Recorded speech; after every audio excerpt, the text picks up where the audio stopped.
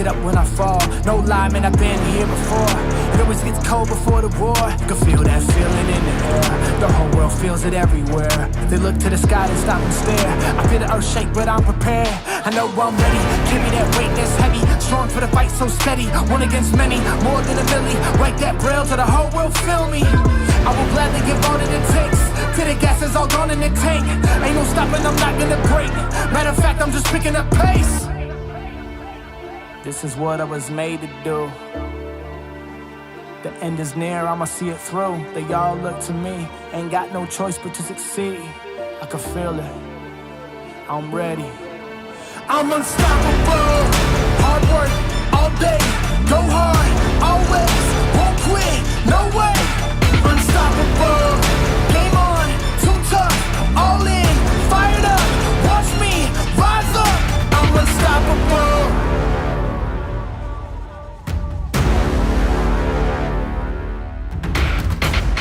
Light up the sky with a bang. Fire from heaven, I'm watching it rain. I'm something different, man, I'm not the same. Picture the greatness, it's all in my frame. DNA on another level, can't stop when I'm in the zone.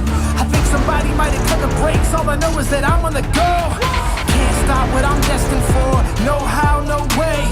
Hit the stage, I'ma take the floor. You can see it in my face. This here is real, this here is life. My fame on my back, my focus is right. My mind it is strong, I run to the fight. My aim it is sure, my target is sight. This is what I was made to do. The end is near, I'ma see it through. They all look to me, ain't got no choice but to succeed. I can feel it, I know I'm ready. I'm unstoppable, hard work all day. Go hard, always, won't quit, no way. Unstoppable, game on, too tough, all in, fired up. Watch me, rise up, I'm unstoppable.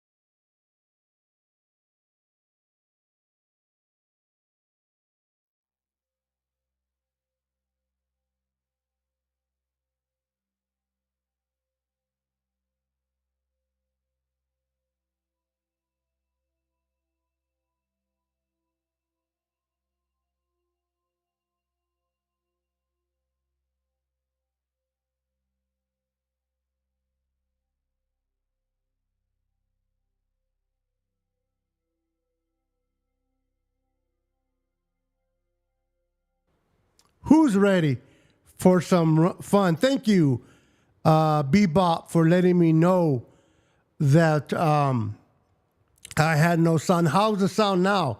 Am I good to go? Can you guys hear me okay? How's everybody doing? Test, test, test, test. What's up?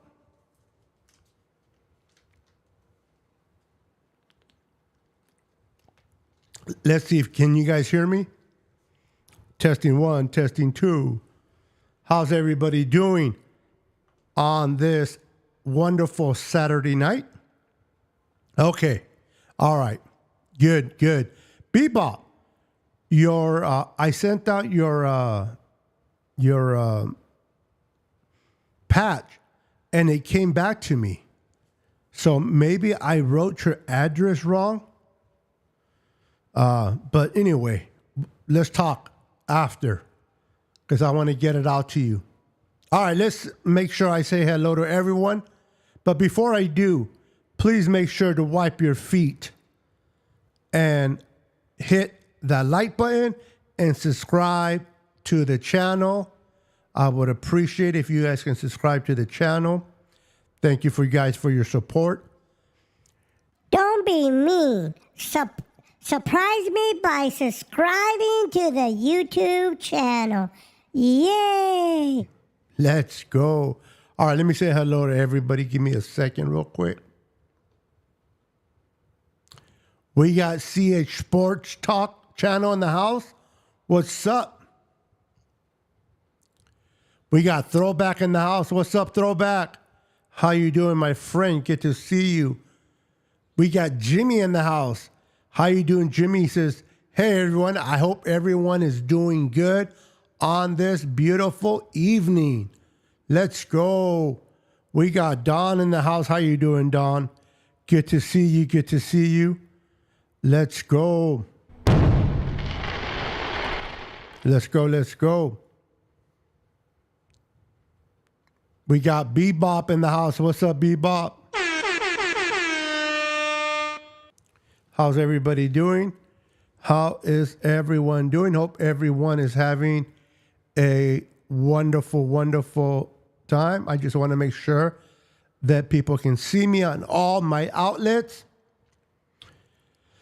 Let's see here. Let's see here. Okay, we read the no sound part, so let me skedaddle down. There's no link, CG. I am solo tonight.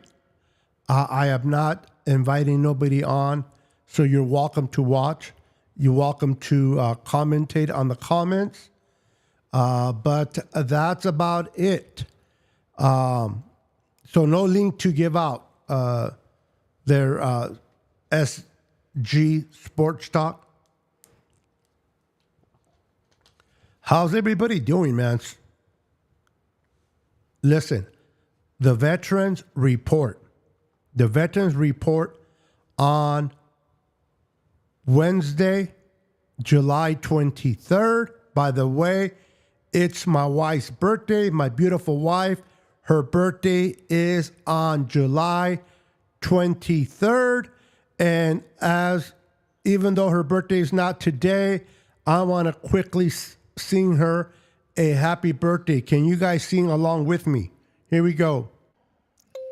Happy birthday to you. Happy birthday to you. Happy birthday, my beautiful wife. Happy birthday to you. All right. That's what I'm talking about. That's what I'm talking about. That's what I'm talking about. Happy birthday. Give me a second.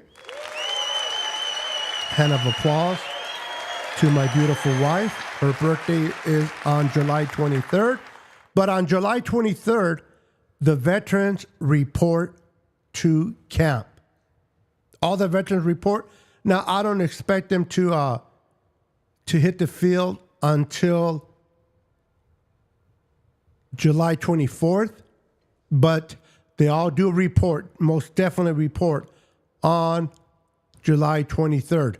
Football is almost here, ladies and gentlemen. Football is almost here. Oh my God. Oh my God. That's right. It is almost here. Let's go. Let's go. Let's go. All right, let me bring up all the birthday wishes. Bebop puts the birthday emojis.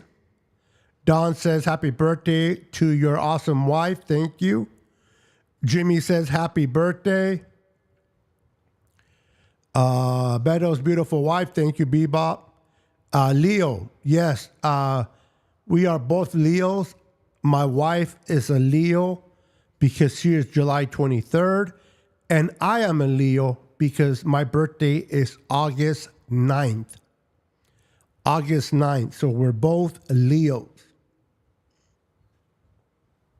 So, camp starts on Wednesday. Will Brandon Ayuk be signed? Will Brandon Ayuk be signed, or are we going to start hearing this?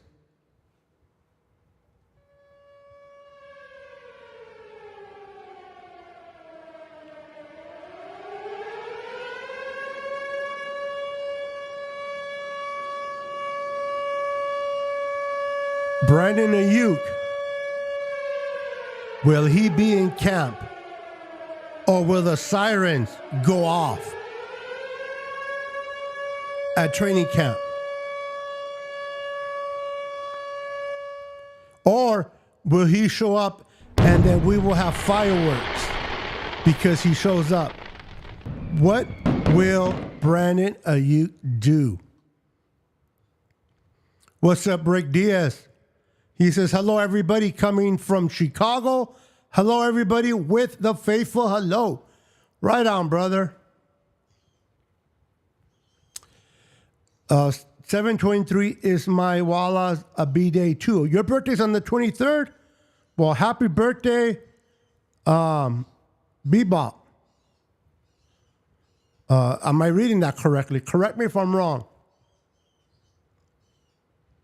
Nice background behind you as the Niners. Very nice, my friend. Thank you, sir. Thank you. Appreciate it. Appreciate it very, very much. All right. So I'm going to talk a little bit about the defense. Bear with me. If you have questions, feel free to ask after. I'm going to talk a little bit about the defense, the additions that we made this offseason, who we lost and who we added, and how important will it be. Momo, I see you, brother. He says, hello, my Niner faithful. What's up, brother? Welcome to the channel. Welcome to the channel.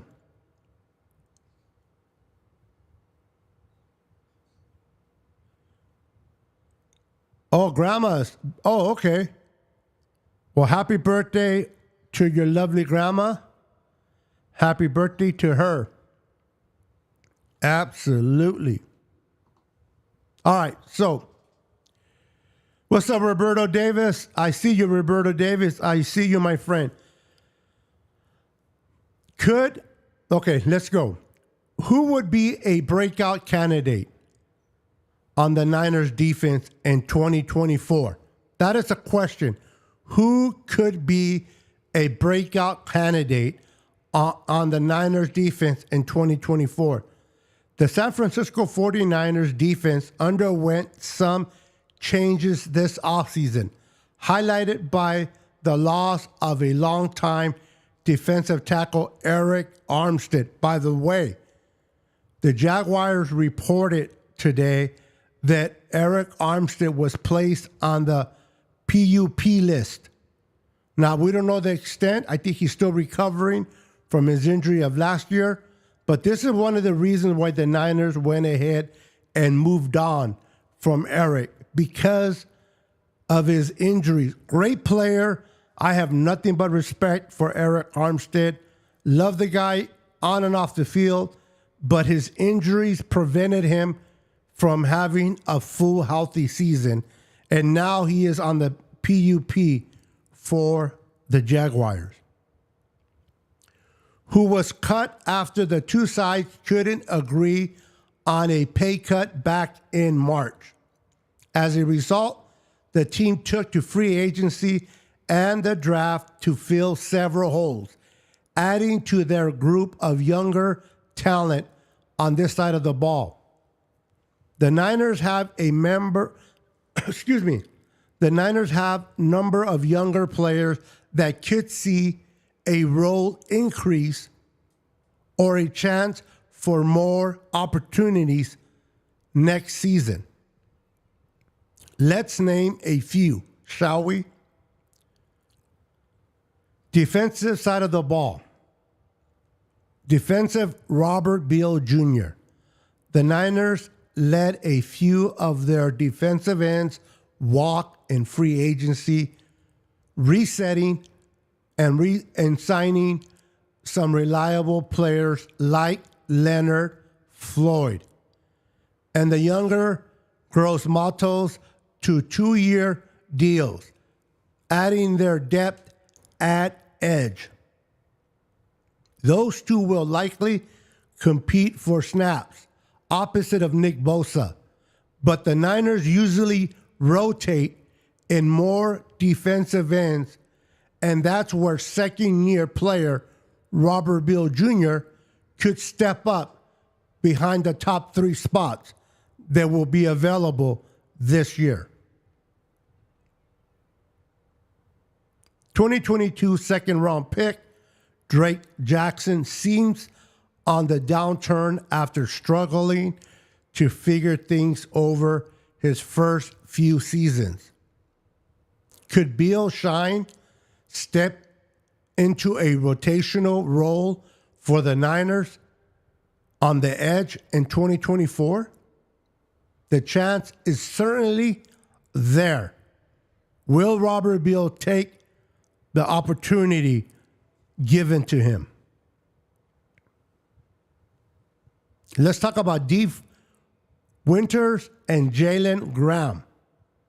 The Niners drafted 2 linebackers in the 2023 NFL draft in the late rounds, and both made the roster as rookies, flashing in their own right last offseason.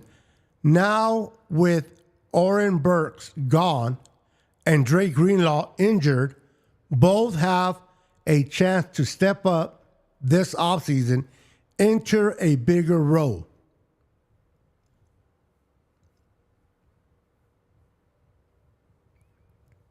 How's everybody doing? Until the latter returns, which opens up the spot at the base. So pretty much we brought Devondre Campbell to fill in the spot for Greenlaw until he recovers and is able to come back. Everyone, please make sure to hit the like button. Hit the like button and subscribe if you haven't subscribed. I would appreciate it very, very much. At the moment, Demetrius Flangen-Folds may be the favorite for that role, but Winters or Graham certainly have the opportunity to eclipse the former on the depth chart if they show continued growth. Additionally, with Burke's departure, there's a bigger role on special teams for a linebacker as well, with the need for someone to step up. What's up, crazy guy? What's up, Daniel Burry Sports? I see you. Let's talk about cornerback Renardo Green and last year's pick, Darrell Luter Jr. How important are they going to be to this defense, for this defense to finally get over the hump and win a Super Bowl? Can the Niners do it?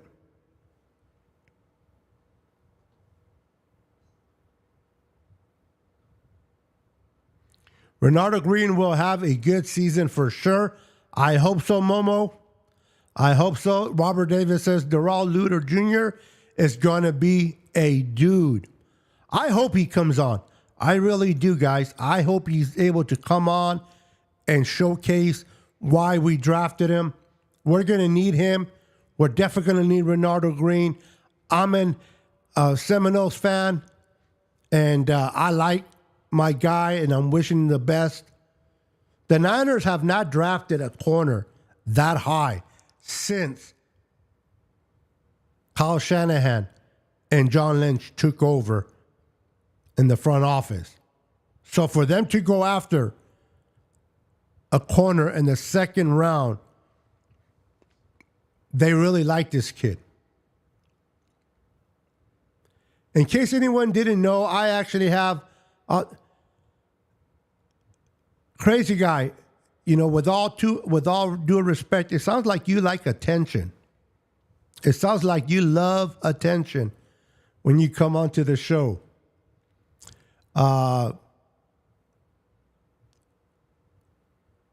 Let's see here. Niner Throwback says, "Hey Kenny, is Kenny in here? Did he slip in here and I don't see him?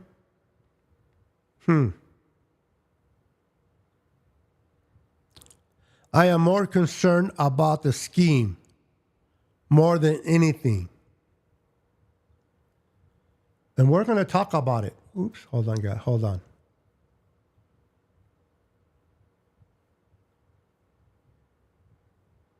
Definitely going to talk about the scheme for sure. All right, give me a second. The lone rookie on the list, Ronaldo Green, should step up into a big role in year one after being drafted in the second round of the 2024 NFL Draft. It seems the expectation is for Green to fill the nickel role, while Charvarius Ward and Lenoir look to play on the outside. I would like to see how that works out in training camp. As you know, last year, Ward and Ambry Thomas played on the outside, and the person that played on the inside was Lenoir. They're going to try to see if they can put Ronaldo Green in the inside and then have Lenoir on the outside opposite of Ward. We shall see. Training camp definitely will be interesting, to say the least. With the responsibilities in the Niners defense at nickel, Green will have a quick adjustment to make, but could help form the best cornerback trio that the Niners have had in Kyle Shanahan's era. Elsewhere, Darrell Luter is a name to watch entering his second offseason. A fifth-round pick in 2023, he was hand-selected for the press man defense that San Francisco likes to run. Now, keep in mind, Luter is a man coverage corner. Ronaldo Green is also a man cover corner.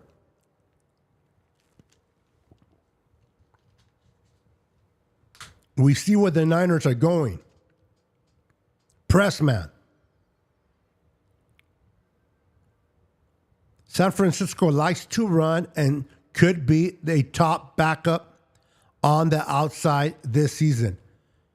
Should the Niners prefer Lenoir on the inside, Luter could see reps on the outside as well if he continues to grow this offseason as he did in OTAs, according to reports.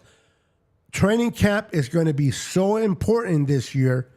We're going to be looking at our safeties. How's Hufanga going to come back off that injury?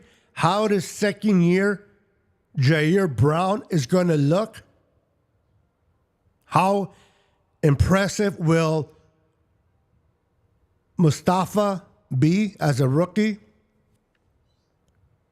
We obviously brought in some veteran help. The secondary will definitely be something to keep an eye on.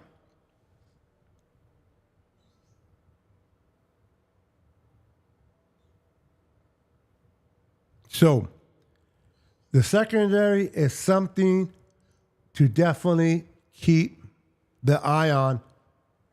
Ooh, hold on, guys. Give me 1 second.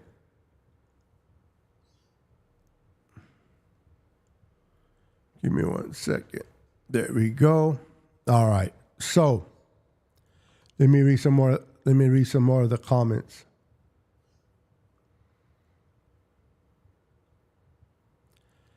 I love both of your patches, my brother. Thank you. Thank you, Don. Never been a fan of the white 9, which we could be more of a 4 and 3. Yeah, the white 9 is something that Chris Kocurek loves to do. But I hear you.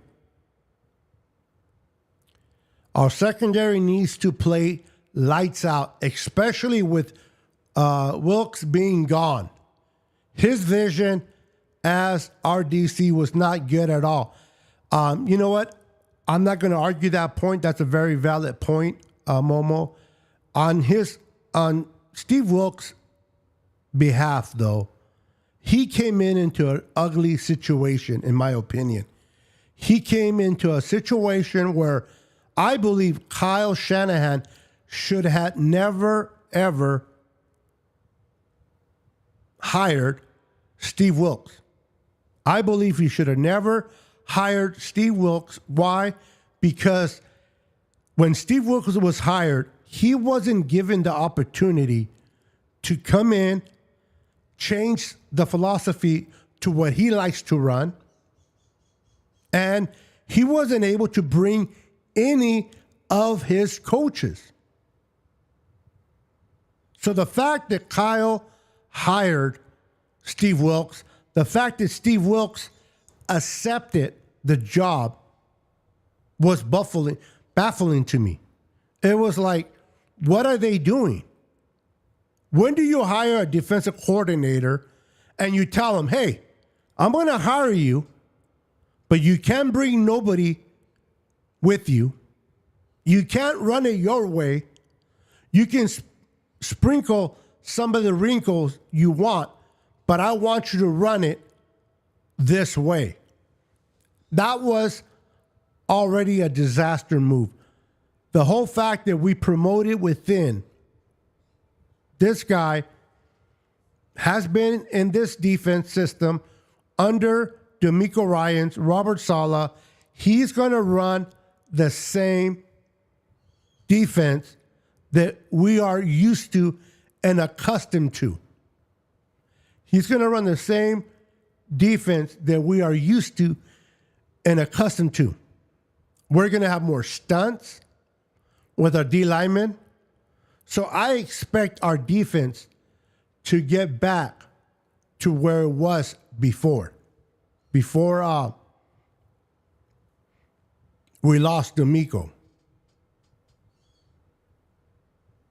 It'll be interesting to see what takes place.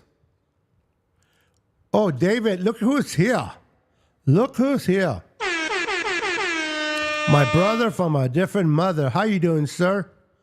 Good to see you, my friend. Good to see you. Says, what's up? Good. What's good, Beto and the Niner Empire? Let's effing go, Niners. That's what I'm talking about. Hello, David McNiner. Thank you again for having me on your... Hey, I saw that. I didn't say hello. I kind of popped in and popped out. I hit the like button. But I saw that you were on the show on Wednesday. Don, that was pretty cool, man. That was cool. I don't understand fans wanting to fire Kyle. It's getting out of hand. Who's replacing him? For me, that only would be Andy Reid. I'm with you. I am with you 100%. Throwback.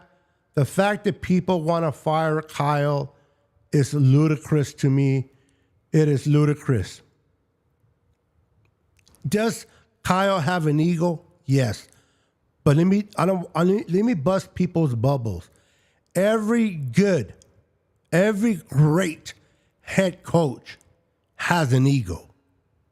Name me a top 10 coach that has not displayed any type of ego.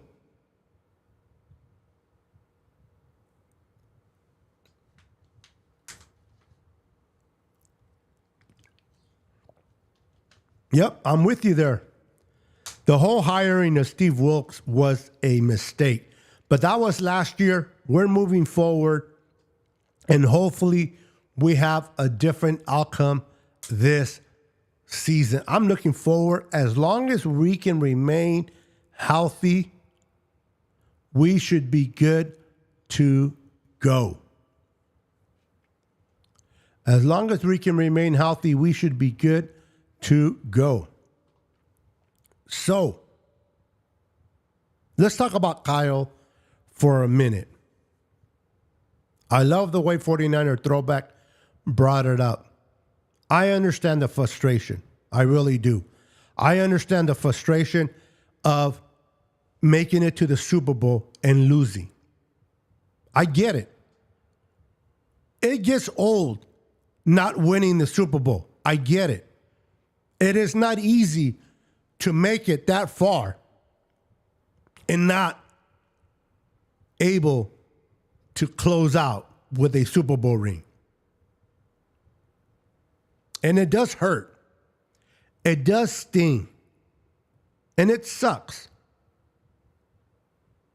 And for me, when the Niners don't win the Super Bowl, it doesn't hurt me as an individual, because although I want them to win more Super Bowls, I had the privilege of watching our San Francisco 49ers win 5 Super Bowls. I had the opportunity to go and watch them live in the Super Bowl. I got the opportunity to go to San Francisco after each Super Bowl win and have a parade and see Joe Montana, Brent Jones, Dwight Clark, Roger Craig, Ronnie Lott, and the guys waving at the fans. I've been somewhat, what's the word I'm looking for? I've been somewhat spoiled. As a Niner fan, watching the Niners in the late 70s, I've been spoiled. Now, being that I was a fan since the late 70s, I also saw a lot of football without Bill Walsh, a lot of football without Joe Montana. I seen a lot of football without Steve Young, without Jeff Garcia. I seen a lot of good football, and I seen a lot of bad football. There were seasons that we lost bad. I mean, we stunk. We were being laughed at as an organization. People were laughing at the San Francisco 49ers. They had no respect. The team of the decade, the dynasty team of the Joe Montana era, the Steve Young era, did no longer exist. That 1980s, early 90s Niners did not exist anymore. Late 90s, early 2000s, we stunk.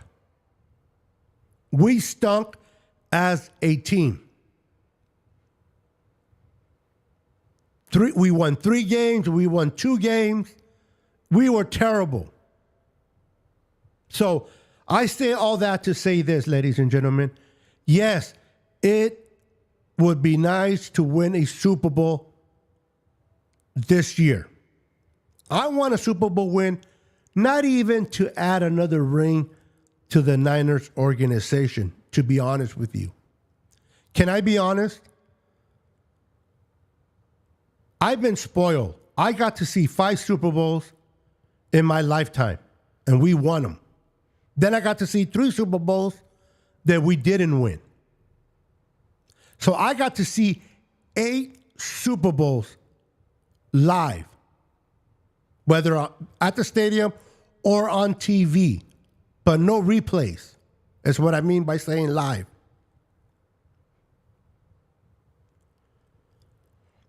I want the Niners to win a Super Bowl for all of you young fans.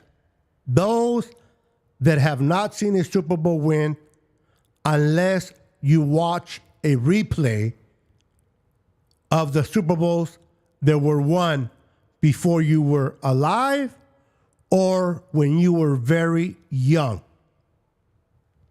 I want the Niners to win a Super Bowl for those that have not experienced watching the head coach and the quarterback raise the Lombardi trophy. Watch the confetti fall from the stadium. To be called world champions. To be the best of the best. I want to see the Niners win for you guys. For you youngsters that have not experienced what it is to win. Now, for me, it's a little bit different.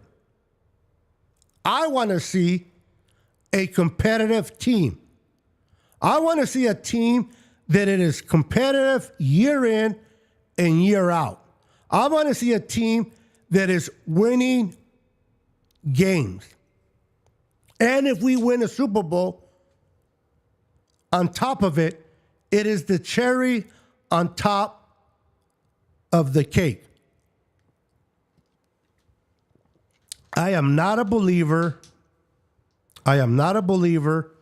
of Super Bowl or bust. I don't like that phrase. I think it's stupid. If you don't win the Super Bowl, you are no good. The last time I checked, to make the playoffs, you got to win games in the regular season. To advance in the playoffs, you got to be good in the regular season. You got to win games. You got to dominate. You got to have receivers. You got to have tight ends. You got to have a managing offensive line. You got to have a running back. You have to have a play caller that can make plays and adjust. You got to be relevant if you want to knock on the door of a Super Bowl. Now, again, I want the Niners to win a Super Bowl for every one of you that have never experienced it in your lifetime. To watch it live and enjoy the victory on national TV. Or in person if you go. But to me, I rather win double-digit games, come close to the Super Bowl, and not win it, than winning a Super Bowl and then be irrelevant for the next 10 to 15 years. Me, I'm talking about me. I don't want to win a Super Bowl and then be... Now, I'm not saying that if we win a Super Bowl, we're not going to be good. But the truth is, contracts are coming up and so forth. Do I want to win this year? Of course. But last year, when we played the Cowboys, I don't know about you, but when we played the Cowboys and we put an ass whipping on the Cowboys, 42-10, that was fun football. Talking smack to all the Cowboy fans, talking smack to the Cowboy fans, and I know plenty. To put 42 points on Dallas is fun. To be able to go to Philadelphia, where we lost the NFC Championship game because we lost our starting quarterback, go back there last year and dominate. We went into Philadelphia and we dominated those birds. We plucked them. We embarrassed them. It was fun to talk smack to every Eagles fan out there. When we beat the Jaguars, it was fun. When we lost to the Browns, to the Vikings, and to the Bengals, how many of you enjoyed those three losses? If I can be 100% real, how many of you enjoyed those losses? How many of you enjoyed those losses to the Browns, to the Vikings, and to the Bengals? I sure didn't. It didn't feel good. It left an ugly taste in my mouth. But when we beat the Cowboys, it was fun. When we beat the Rams, it was fun. When we beat the Seahawks, it was fun. You get my point. I want to be relevant. I want to be relevant. I want to win games. I want to be good. If in the process of being good, we get the opportunity to win a Super Bowl, so be it. I would love to win a Super Bowl in the process of being good.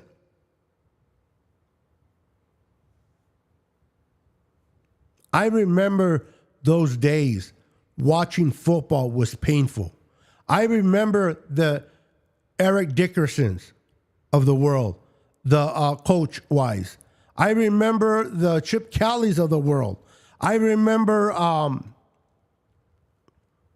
what's his name?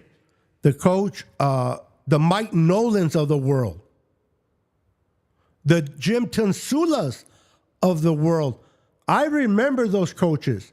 They were not fun to watch. My team, your team, were getting slaughtered each week, going in and going out. My friend, that wasn't fun to watch.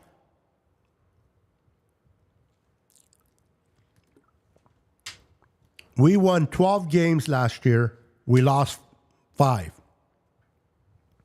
Right? We went to the NFC Championship. The Green Bay Packers played very well against us. Now, people say this. Now, keep it. I want to explain something to you guys. Please allow me to explain this, okay?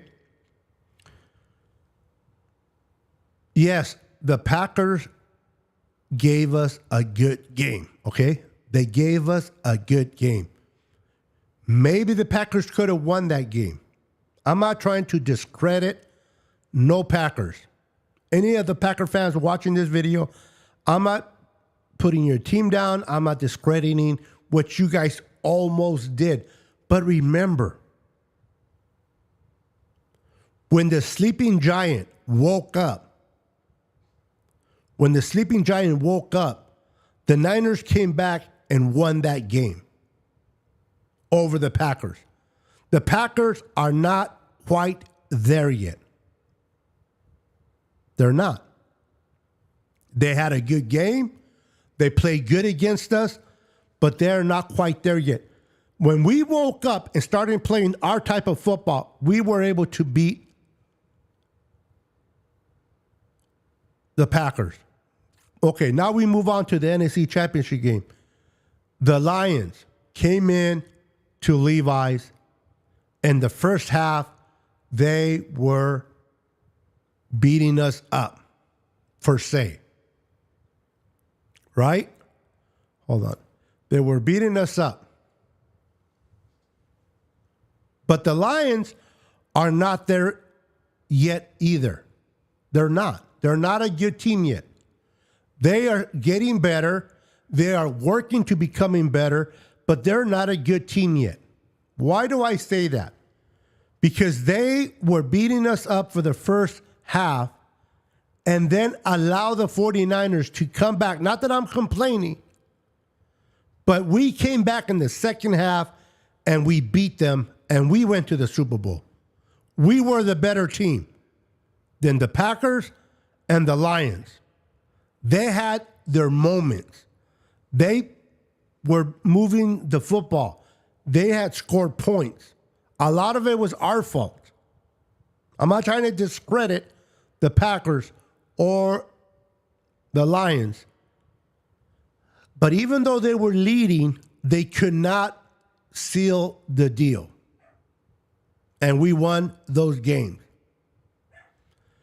We haven't really lost any players.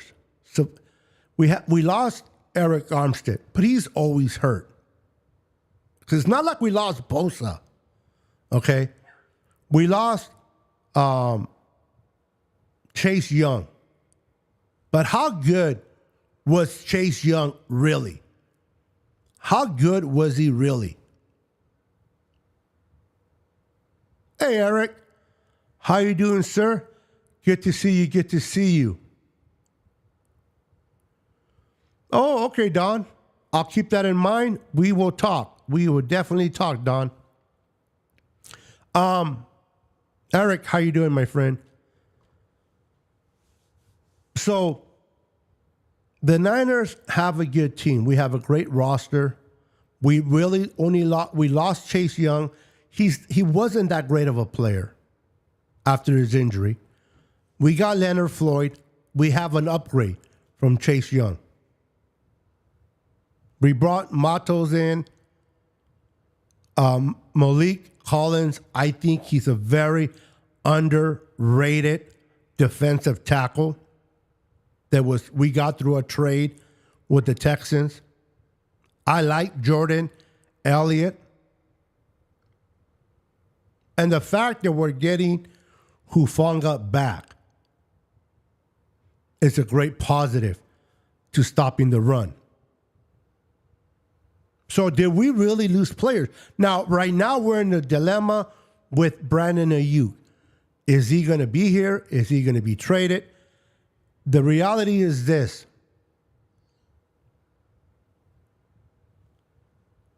Whether people want to accept it or not,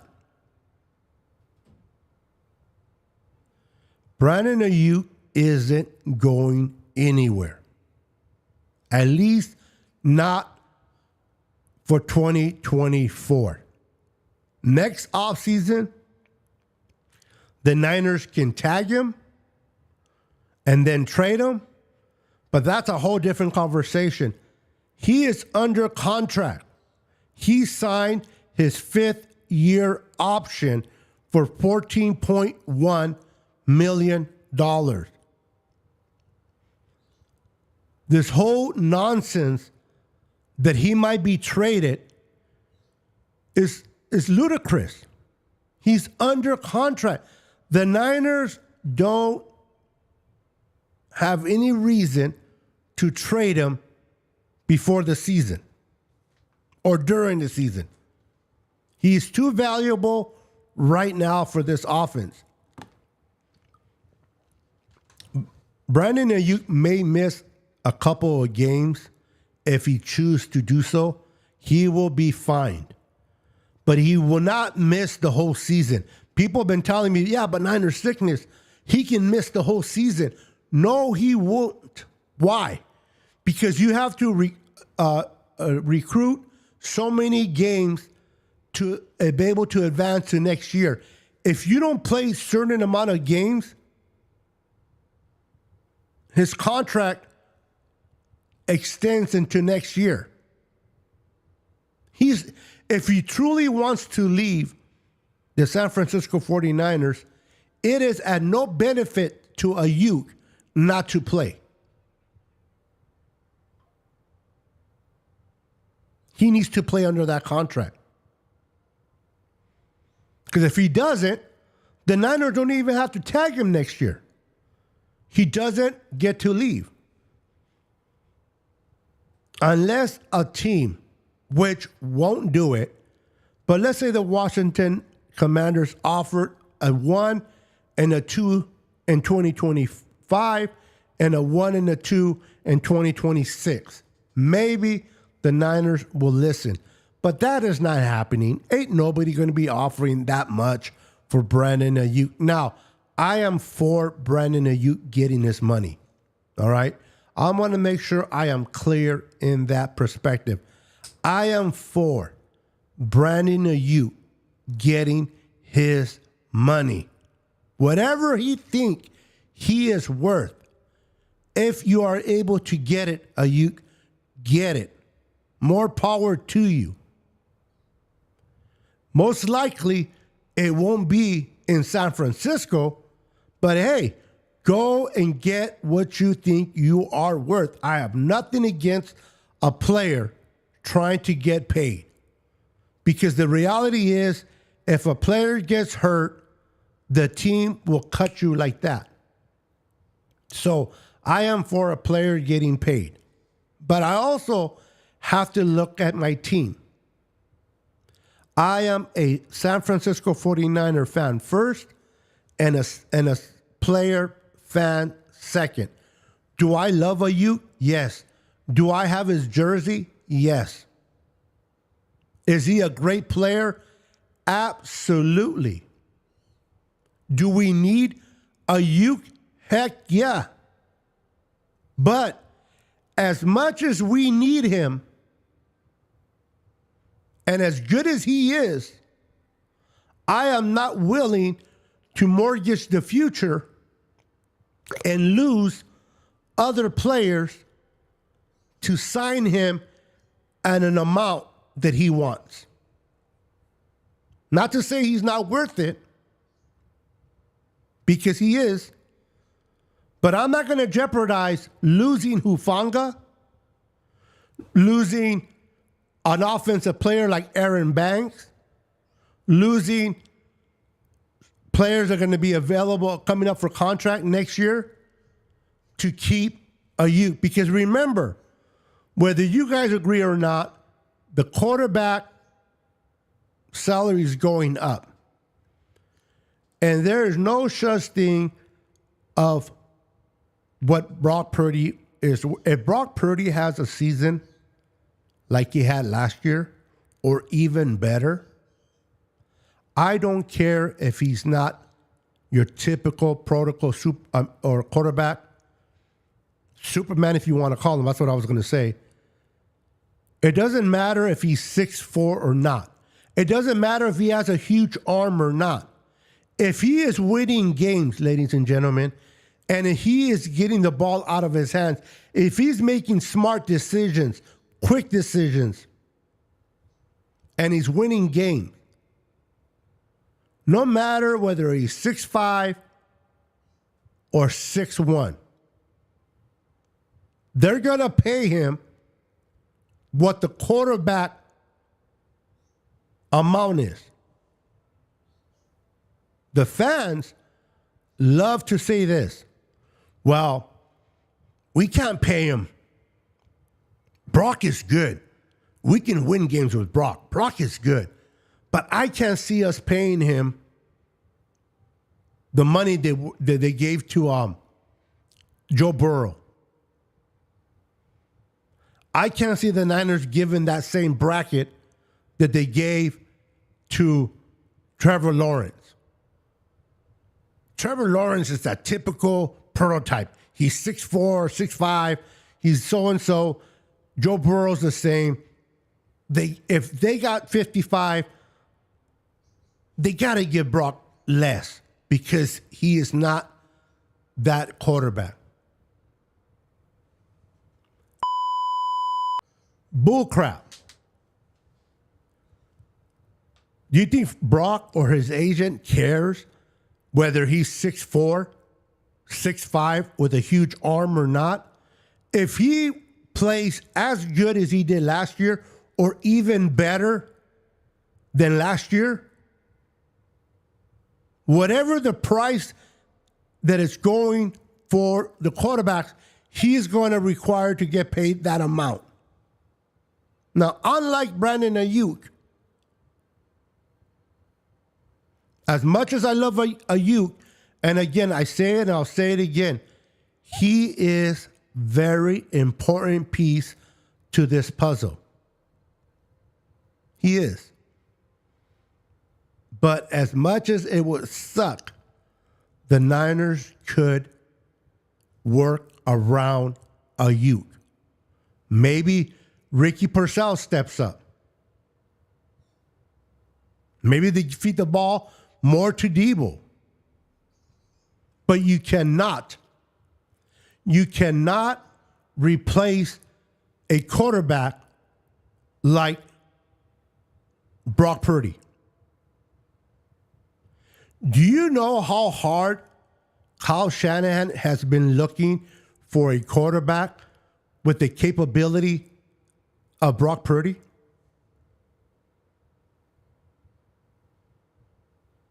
Brock Purdy and this offense, I'll say this, and I'll say this on my show, and I'll save the receipt, and you can save the receipt if you like. In Kyle Shanahan's offense, and the type of offense that Kyle Shanahan loves to run, Brock Purdy is the best quarterback he has had that can run that offense. Am I saying that Brock Purdy's better than Matt Ryan? I'm not saying that. You can argue whether he's better than Kirk Cousins or not. That's an argument for a different day. What I am saying is, in the system that Kyle loves to run, Brock Purdy is the best quarterback that he has had under him, either as an offensive coordinator or a head coach that can run this offense the way that Kyle wants to run it. Brock is the best.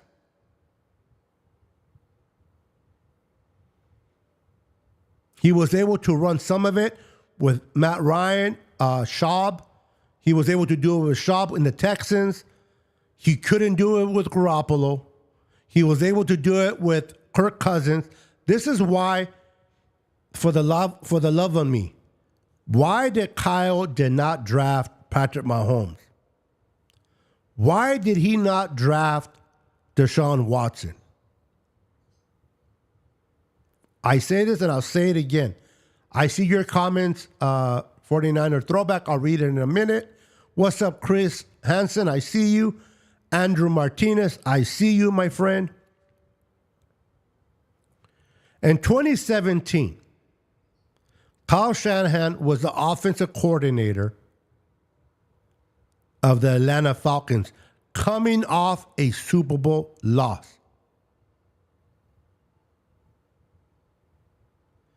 By the time that he accepted the 49ers job, he had to put his staff together, and he was already behind the 8 ball because he played so long into the season by being at the Super Bowl that he didn't really have the opportunity to scout Patrick Mahomes or scout Deshaun Watson. It's not like he had a staff of scouts. He had to put his whole crew together. I'm not certain about this, but I'm only assuming because Kyle Shanahan has been familiar with Kirk Cousins, and he knows what he can and cannot do with Kirk Cousins. His plan was to bring Kirk Cousins to the San Francisco 49ers. Now, in 2020, hindsight 2020, if we would have drafted Patrick Mahomes, we probably would have won a Super Bowl or 2 already. I get it. But that's hindsight 2020. A lot of people did not know that Patrick Mahomes was going to be Patrick Mahomes, not even the Chiefs. They liked him, they scouted him, and they moved up to get him. But they drafted Patrick Mahomes in the 10th spot. That means 9 teams passed on Mahomes. It means Houston took Deshaun over Mahomes. Kyle Shanahan was coming in as a head coach for the very first time. He wants to win right away because in the life of a head coach, how do you keep your job? You win games. What is the easiest way to get fired? Losing games. So I'm assuming Kyle wanted to bring someone he was familiar with, and that was Kirk Cousins. Now, when Jimmy Garoppolo became available, when, what's the name? The coach, Bill Belichick, threw a monkey wrench into everything and said, hey, I'm willing to let go of Jimmy for a number 2.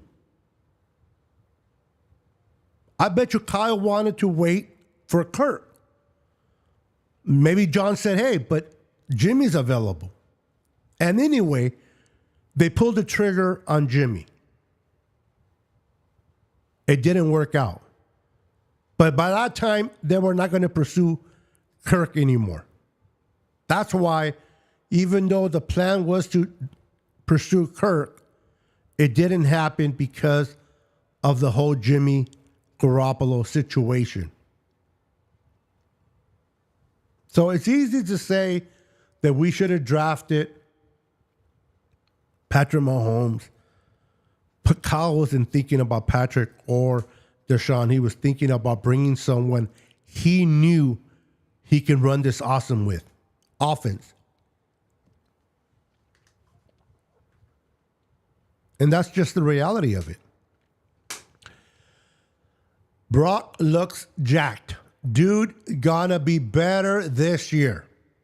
It feels good to have a franchise quarterback, something we haven't had since Steve Young. Absolutely. Very well said. Very well said, 49ers throwback. We are so spoiled.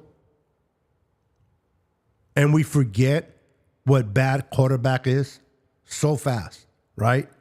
We forget how fast it is not to have a quarterback available.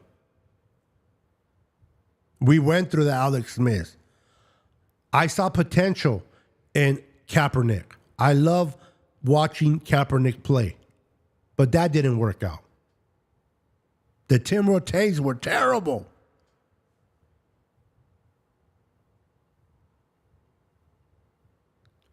Kyle finally found his quarterback that he feels comfortable with.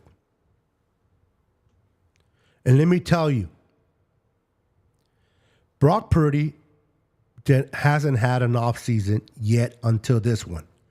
The first year, he was a rookie.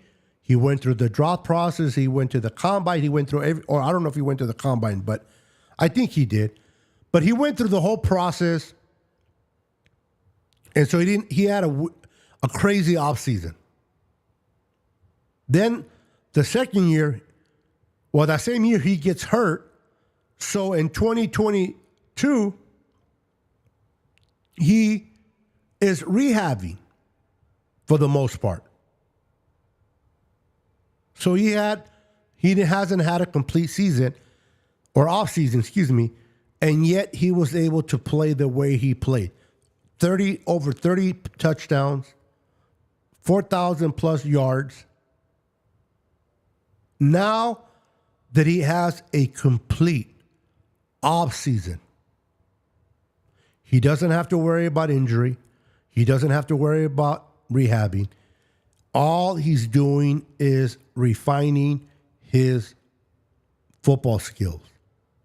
And to the point that 49ers throwback made, if you haven't seen pictures of Brock Purdy, the guy looks jacked. He's like a mini-me from the waist down of Nick Bosa with those thighs.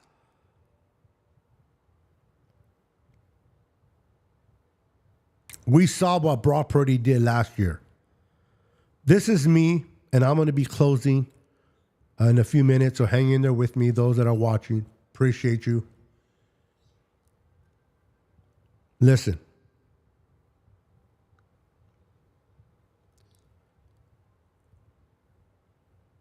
Every player that gets drafted, whether you're quarterback, receiver, running back, tight end, offensive lineman, I don't care what position you play.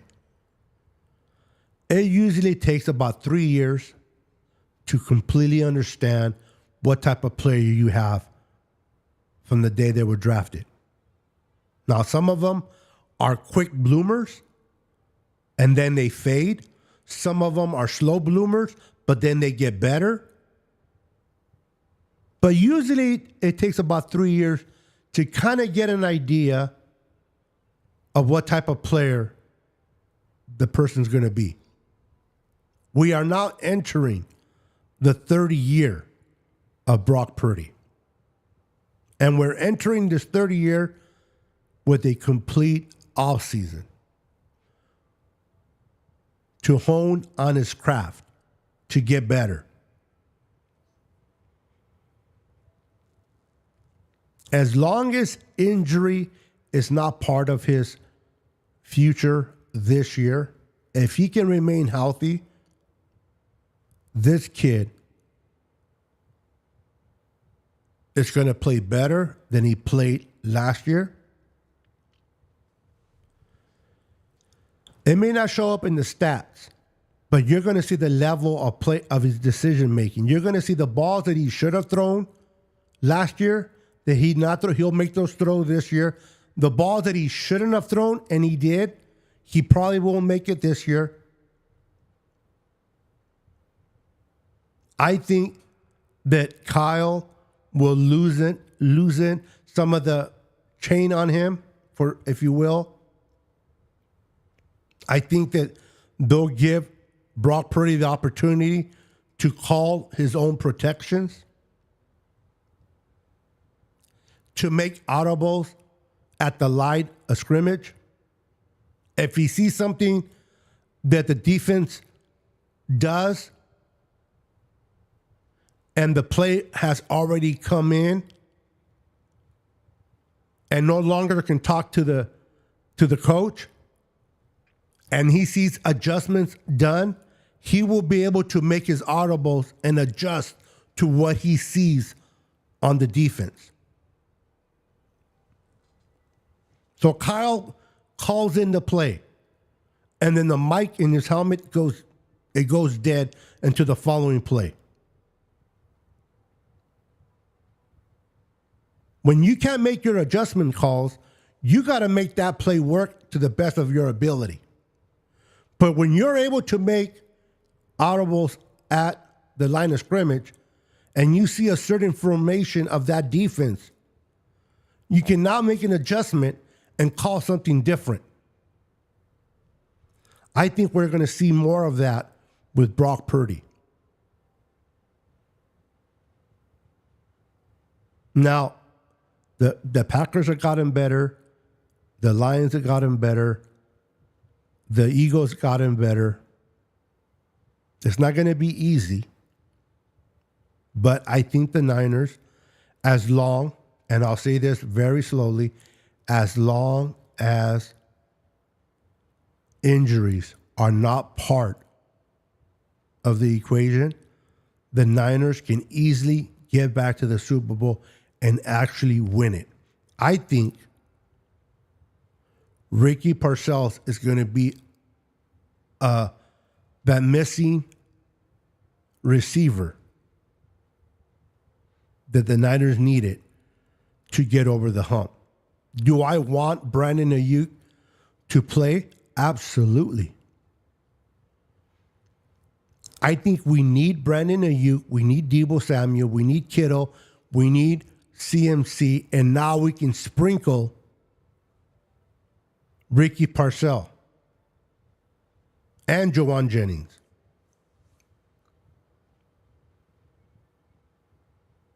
I don't want Ricky Parcells to come in because Brandon Ayuk is not available.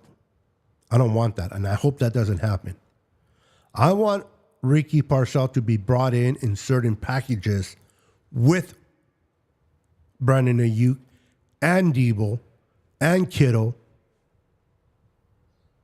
Maybe go 3 receiver sets with Ayuk, Deebo, and Parcells. So, it's been a fun Saturday night. Thank you for hanging out with me on this Saturday night. You guys have a wonderful, wonderful evening. Enjoy your Sunday. Have fun. I love talking football. Always have, always will. You guys are the best. Don says, I'm going to head out. I feel so sick. I was in the sun too long today. But we'll talk for sure about coming on the show. You're always an honor and pleasure to have you come on, girl. You're my girl. You know that. Feel better. Get your rest. And hopefully tomorrow will be better. Try to do better under the sun, but I can understand why you're out there because you're trying to enjoy when you can. What's up, Papa J? No, I forgot him, but then I brought him up. I think Joanne Jennings is a great player. I think Joanne Jennings is an amazing player. We need Joanne Jennings for sure. We definitely need Joanne Jennings for sure. No doubt about that. He's clutch. He's third in Joanne. He's only going to be better this year.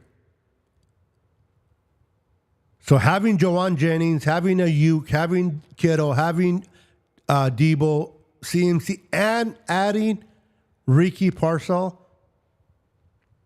as long as the offense can do their job, we'll be fine. I'm going to be doing another show in a couple of days, and I'm going to talk about the offensive line. I know many of you are not happy with the offensive line.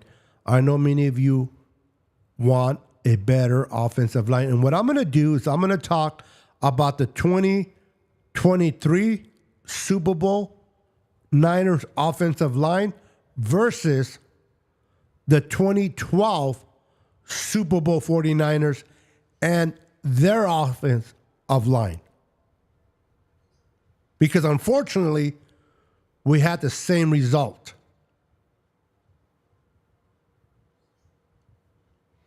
But until then, I say good night. Have a wonderful evening. God bless you. Stay faithful. Remain faithful. And always support your team, the red and gold. First, then the player. Second. Until then, I am your boy, Niner Sickness. God bless you. Good night. And we'll see you on the next broadcast. Peace. Go Niners.